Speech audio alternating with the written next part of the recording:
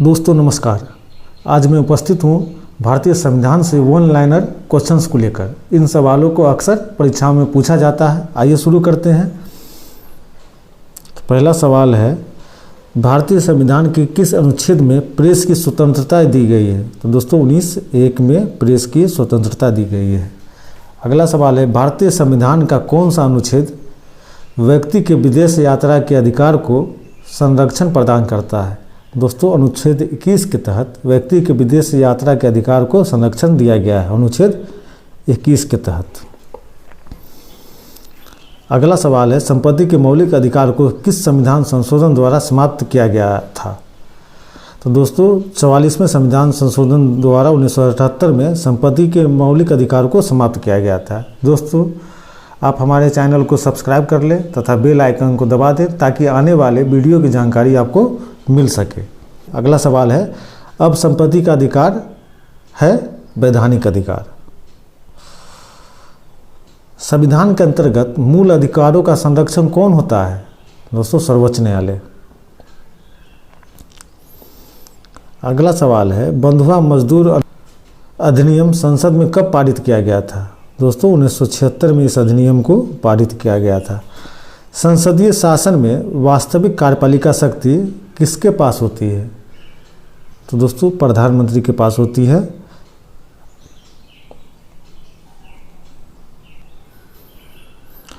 जो व्यक्ति संसद का सदस्य नहीं है, क्या वह केंद्रीय मंत्री रह सकता है? जी हाँ, 4 महीने के लिए रह सकता है।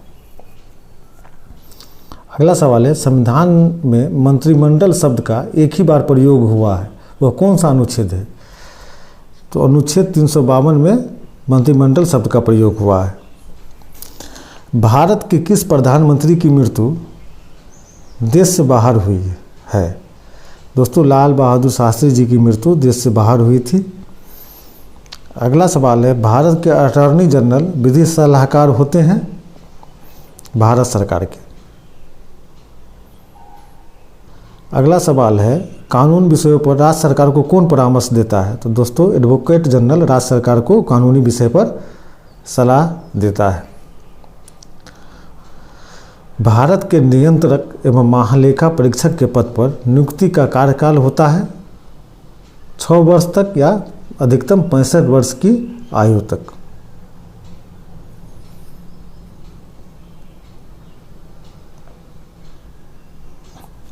कौन एक गैर सदस्य के रूप में संसद के किसी एक सदन की कार्यवाही में भाग ले सकता है?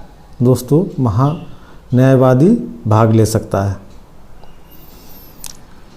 भारत का प्रथम विधि अधिकारी के रूप में जाना जाता है, कौन जाना जाता है? तो भारत का महान्यायवादी प्रथम विधि अधिकारी के रूप में जाना जाता है। लोक निधि का अभिभावक किसे कहा जाता है? दोस्तों नियंत्रण एवं महालेखा परीक्षक को लोक निधि का अभिभावक कहा जाता है। लोकसभा का कोई प्रत्याशी अपनी जमानत खो देता है जब उसे वैध मतों का कितना प्राप्त न हो तो दोस्तों 1/6 भाग अगर वैध मतों का प्राप्त नहीं होता है तो लोकसभा का प्रत्याशी अपनी जमानत खो देता है। लोकसभा का नेता कौन होता है? दोस्तों लोकसभा का नेता प्रधानमंत्री होता है। भारत में प्रधानमंत्री होता है क्योंकि यहाँ संसदीय व्यवस्था लागू है। लोकसभा के लिए चुनाव में निर्वाचित होने के लिए कम से कम कितनी आयु होनी चाहिए? दोस्तों यहाँ टाइपिंग मिस्टेक है, 25 वर्ष होनी चाहिए। लोकसभा के सदस्यों की संख्या अधिकतम कितनी हो सकती है? तो दोस्तों अधिकतम संख्या 552 हो सकती है। आगे आइए, वर्तमान में किस वर्ष की जनगणना के आधार पर प्रत्येक राज्यों के लिए स्थानों का आवंटन हुआ है? दोस्तों 1971 की जनगणना के आधार पर संसद के सदस्यों का जो स्थान है उसका आवंटन किया गया है। लोकसभा में आंग्ल भारतीय समुदाय से सदस्य मनोनीत करने की शक्ति किसके पास है? तो भारत के राष्ट्रपति के पास।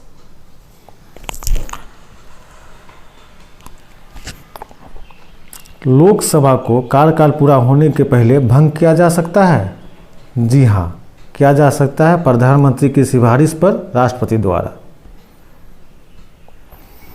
एक वर्ष में लोकसभा के कम से कम कितने सत्र बुलाए जा सकते हैं? दोस्तों 2 सत्र। याद रखिएगा, यह सवाल बार बार पूछा जाता है। लोकसभा का कोरम कुल सदस्य संख्या का कितना होता है? दोस्तों 1/10 होता है। याद रखिएगा, 1/10। अगला सवाल है, कौन सा राज्य लोकसभा में सबसे ज़्यादा प्रतिनिधि भेजता है? दोस्तों उत्तर प्रदेश 80।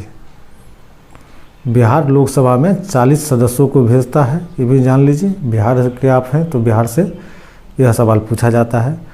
लोकसभा का पहला आम चुनाव कब हुआ था? दोस्तों 1951-52 में हुआ था। लोकसभा के अध्यक्षों को हटाया जा सकता है? लोकसभा के कुल सदस्य के बहुमत से पारित प्रस्तावों से। लोकसभा के कुल सदस्यों के बहुमत से पारित प्रस्तावों से। प्रथम लोकसभा के अध्यक्ष कौन थे? तो दोस्तों जीवी मावलंकर थे। कौन थे? जीवी मावलंकर। लोकसभा की प्रथम महिला अध्यक्षा कौन थी? दोस्तों मीरा कुमार लोकसभा के चेयरपर्सन बनने वाली सबसे पहली महिला थी। राज्यसभा के सदस्यों का कार्यकाल कितने वर्षों का होता है? तो दोस्तों राज्यसभा के सदस्यों का कार्यकाल जो होता है 6 वर्षों का होता है। क्या राज्यसभा का कार्यकाल समाप्त होता है? नहीं, राज्यसभा का कार्यकाल समाप्त नहीं होता है, जबकि लोकसभा का कार्यकाल समाप्त होता है। राष्ट्रपति द्वारा राज्यसभा में कितने व्यक्ति मनोनीत किए जाते हैं? दोस्तों राज्यसभा में 12 व्यक्तियों को मनोनीत किया जाता है।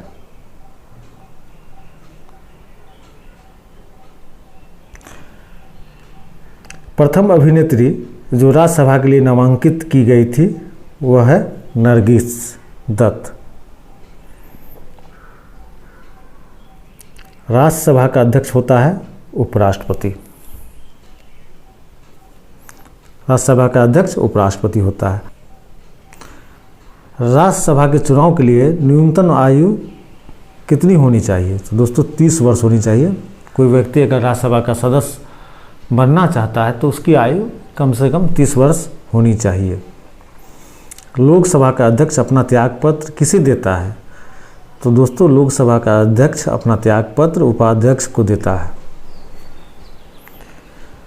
प्रथम स्पीकर जिनके विरुद्ध लोकसभा में अविश्वास प्रस्ताव आया था, तो दोस्तों वो है जीवी मावलंकर। जीवी मावलंकर ऐसे लोकसभा अध्यक्ष हैं जिनके विरुद्ध अविश्वास प्रस्ताव आया था, इसमें ये प्रथम है। संविधान के किस अनुच्छेद के अंतर्गत धन विधेयक को परिभाषित किया गया है? दोस्तों यह सवाल बहुत बार पूछा जाता है। धन विधेयक को अनुच्छेद 110 के तहत परिभाषित किया गया है। भारत की संचित निधि से धन निर्गत पर किसका नियंत्रण है? दोस्तों संसद का नियंत्रण होता है। भारत की संचित निधि से धन निर्गत पर संसद का नियंत्रण होता है। कोई विधेयक धन विधेयक है या नहीं, इसका निर्णय कौन करता है?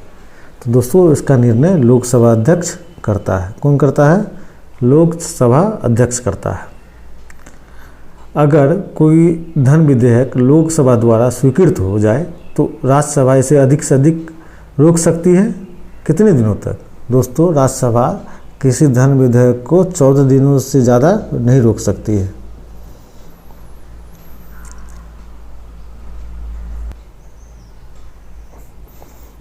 भारतीय संसद बनती है लोकसभा, राज्यसभा तथा राष्ट्रपति को मिलाकर। यहाँ से बहुत सवाल पूछे जाते हैं और अक्सर लोग राष्ट्रपति को छोड़ देते हैं, संसद का हिस्सा नहीं मानते हैं, जो सवाल गलत हो जाता है। तो याद रखिएगा भारतीय संसद का निर्माण लोकसभा, राज्यसभा और राष्ट्रपति को मिलाकर होता है। अगला सवाल है, शून्यकाल की अवधि अधिक से अधिक कितनी हो सकती है? दोस्तों 1 घंटे। शून्यकाल की अवधि 1 घंटे होती है। 0 आवर की अवधि 1 घंटे की होती है। दोस्तों भारतीय राजनीतिक व्यवस्था में संविधान सर्वोच्च होता है, याद रखिएगा, संविधान सर्वोच्च होता है। बहुत लोग क्या करते हैं कि ये सर्वोच्च न्यायालय को का आंसर मार के चले आते हैं, लेकिन गलत हो जाता है। तो याद रखिएगा भारतीय राजनीतिक व्यवस्था में संविधान सर्वोच्च है। सार्वजनिक लेखा समिति किसे अपनी रिपोर्ट प्रस्तुत करती है? तो सार्वजनिक लेखा समिति संसद को अपनी रिपोर्ट प्रस्तुत करती है। लोक लेखा समिति अपनी रिपोर्ट किसे प्रस्तुत करती है? तो दोस्तों लोक लेखा समिति अपनी रिपोर्ट लोकसभा के अध्यक्ष को प्रस्तुत करती है।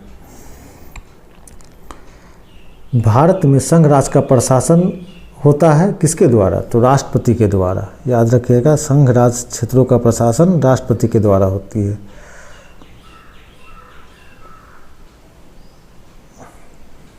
सिक्किम भारत का राज्य कब बना था? किस संशोधन द्वारा बना था? तो दोस्तों 36वें संविधान संशोधन द्वारा 1975 में। डेट भी याद रखिएगा, यहाँ से बहुत सवाल पूछे जाते हैं। बहुत सारे एग्ज़ाम में आपने देखा होगा कि सिक्किम से सवाल पूछा गया है। दोस्तों अगर आपने मेरे चैनल को सब्सक्राइब नहीं किया है तो कर लीजिए, बेल आइकन को दबा दें ताकि आने वाले वीडियो की जानकारी आपको मिल सके। अगला सवाल है, भाषा के आधार पर सबसे पहला कौन सा राज्य बना था? दोस्तों आंध्र प्रदेश बना था 1953 में। आगे एक सवाल और है, मंत्रिपरिषद के विरुद्ध अविश्वास प्रस्ताव लाने के लिए कितने लोकसभा के सदस्यों का समर्थन होनी चाहिए? 50 सदस्यों का समर्थन होना चाहिए प्रस्ताव पे, तभी अविश्वास प्रस्ताव लाया जा सकता है दोस्तों। और आप कांग्रेस के अधिवेशन से संबंधित वीडियो देखना चाहते हैं तो प्ले लिस्ट में चले जाएं और वहाँ कांग्रेस अधिवेशन पे एक वीडियो बना हुआ, उसको आप लोग देख सकते हैं, जो आपके लिए बहुत फ़ायदेमंद होगा। दोस्तों आपने अपना समय दिया, इसके लिए बहुत बहुत धन्यवाद।